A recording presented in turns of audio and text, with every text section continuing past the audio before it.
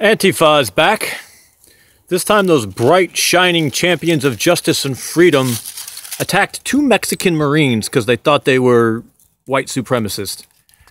This is important for a lot of reasons. It happened on November 17th in Philadelphia. There had some kind of rally going on downtown that the Antifa guys didn't like because someone was speaking that wasn't them, and when someone speaks that's not them, they get angry and violent. So two Mexican Marines were downtown Philadelphia for some sort of function. I believe it was probably a Marine Corps ball celebration, but I don't know that for sure. The stories haven't said yet. These two guys, it was Luis Torres and Alejandro Godinez, were assaulted by roughly 12 Antifa people wearing masks. They were hit with mace. They were beat up, thrown on the ground, stomped. And they were being accused of being racist and white supremacist and Nazis. And when one of them informed the Antifa guys that he was Mexican, they started calling him a wetback and a spick. And the crowd was standing around chanting, "Fuck them up, fuck them up."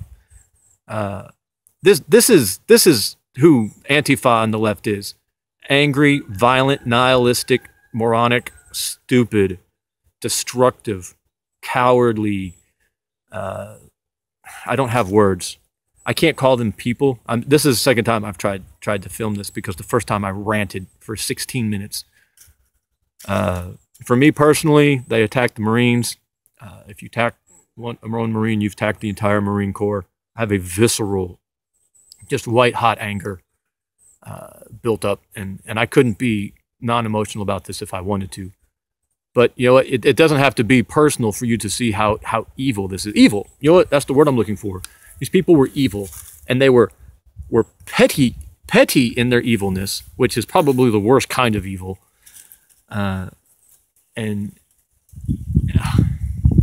So the two guys who attacked, there were 10 to 12 people who attacked them. For some reason, only two guys have been arrested. And that's not we know why only two guys have been arrested. They chose these two guys to take the fall, and everyone else is going to walk free and be emboldened to act up even more. But two guys, one's name is Tom, the other's name is Thomas, and I can't remember which is which now. I believe it was Thomas Massey and Tom Keenan were their names. If you look this up online, it's all over. It's not all over the internet, but it's easy to find. You'll see their mugshots. Obviously, these guys are fat. You can just see their faces, but they're fat. And if you're fat, I'm not saying that fat is some sign of evilness. But these were obviously just disgusting, undisciplined, fat bodies. You look at their faces, you see how stupid they are. I mean, their faces are just devoid of intelligence. Their looks are just mindless. And I mean, how mindless do you have to be to attack a couple of Mexicans for being white supremacists? How mindless do you have to be to pretend like you hate white supremacists, and then when the Mexicans you attack for being white supremacists tell you they're Mexican, start using racial slurs against them? How stupid are you? Stupid isn't the right word. Mindless. You don't even want to have. It's not like it's like you've just chosen to be ignorant.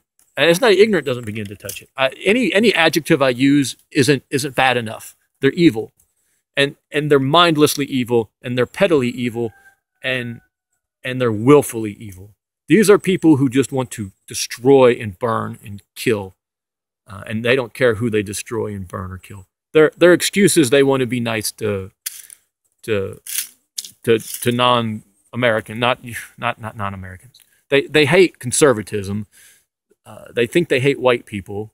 By the way, these two guys were white. Just put a little layer to that whole thing.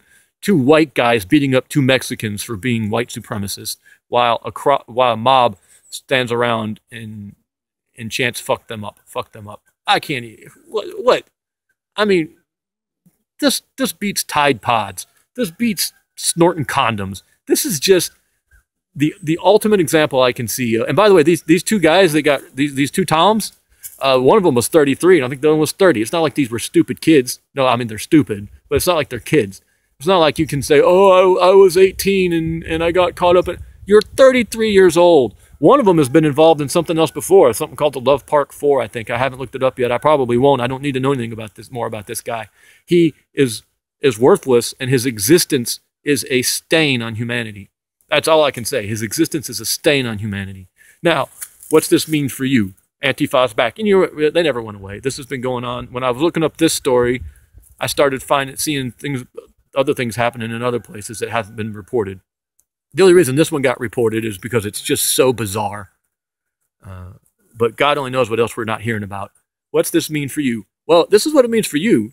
If you haven't tacked up yet, if you don't have a plan in place for what comes next, and not just for you, but for the nation, then you deserve whatever you get. Because you know what? The government can't and won't. The government won't protect you from these people. And even if they would, they can't. Because there's nothing the government can do about a mob except line up a bunch of guys with rifles and open fire. And that's not going to happen. Probably shouldn't happen. Probably shouldn't happen. When it's happened in the past, though, it's usually brought those mobs a great deal of sympathy. And these particular people do not need any sympathy. They need to be suppressed and eradicated. So what are you going to do? Are you willing to stand up and say that this is not acceptable? Or are you willing to put teeth to that? You know, your words are good, but you speak your words past your teeth. You're talking about your teeth. You sound a lot different when you don't have your teeth. What are your teeth? I'm sorry, there's no way around this, man. You need a rifle. I would say you need a semi-automatic rifle, although you can convince me that a bolt action will work. You need a combat load of ammunition at least a combat load. And you need to stand up and say, this is not acceptable, and I will not put up with it. I'm not saying you need to load up and go to Philadelphia right now. The time's not yet. But the time is for men of good faith and good conscience to stand up and at least say, this is not acceptable. We will not be a part of this. This is not who we are, and we will not allow it. You're not responsible for Philadelphia. You're responsible for where you're at. And are you willing to be responsible for that? I know a lot of you are. I know some of you will say you are. I know a lot of you want to be. But if you have not taken steps, if you don't have, I would say an AR-15. Many people will argue with that and say, "Oh no, that's a different debate. This isn't. That's a fun debate. This isn't a fun video." You need a rifle that you are competent with and that poses a credible threat to the bad guys. And then you need to stand up publicly somehow, or be willing to say when the need arises that you recognize that you have a responsibility to stand up against the bad guys, whoever those are. And whatever, well, we'll just leave it at that, whoever those are. Because there are evil people out there. They are here. The war isn't coming. The war is here. It's the early stages, but it's here. So you may not want to be part of the militia, but you have to decide if you want to be part of a stable, functioning, secure society where you are allowed to be free. Because these Antifa weirdos, they're not capable of governing anything. All they can do is destroy. And that's what they've done throughout history. They brought the destruction beforehand, and then the tyrants and the despots could move in behind them and take control. And once those tyrants and despots get control, it will be a generation or more before you get rid of them, usually. Unless America swoops in and gets rid of them for you. But that ain't going to happen in this case. There's no America for America. America is America's America. If we let this happen, no one's rescuing us. And it's happening. It happened in the streets of Philadelphia on November 17th. When two guys who should be the symbol of what America can be, two apparently immigrants, or at least from immigrant families, who are serving in the Marine Corps, protecting the nation, were brutally and violently assaulted on the streets of what at one time was our nation's capital.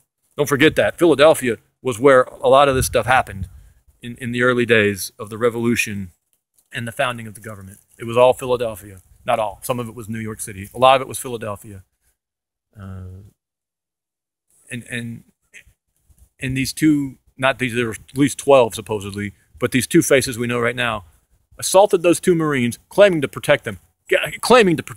We're protecting you from the white supremacists. God, what? I cannot believe this is where we're at. This video is getting long again, man. The video may be long, but time is short. You don't have to be Reed Hendricks. You don't have to be Paul Harrell. You don't have to pretend to be. I'm not. But you have to have a rifle. You need to be adequate with that rifle at 100 yards, and you have to recognize that you are responsible for the safety and security of those around you. The government can't do it. The government will not do it. No one else will do it if you won't. And if you won't do it, then I'm sorry, but you deserve what you get. Men, we appreciate you. Thank you.